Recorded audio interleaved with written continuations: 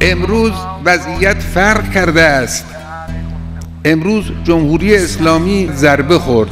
وا ویلا وا ویلا، خاک بر سر،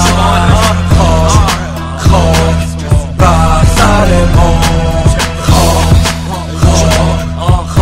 بر سر، خاک بر سر ما، خاک بر سر ما، خاک بر سرا که این همه داریم اینجا پا در هوا. خب سهم ما این نیست لام از سوا.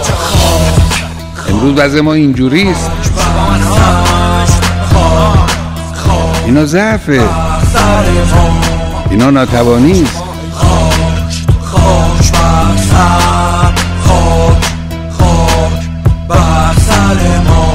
بازم که خبر رسید داری گریه میکنی، یه ساعت پیشت نبود داری سکته میکنی. این که گریه نداره، یادت بیار یه روز منم اینطور بودم، واسه گریه میکردم یهو اینجور شدم. حالا همه چی برعکس داره میاد سره، چیه از حرفا خیلی میاد بده. آخر روزمون آخرش بد بود یک سره، گفتم شاید خوب شید بذار یکم بگذره، ولی فرقی نکرد همه چی نفرتی شدش. الانم که واسه درس عبرتی شده.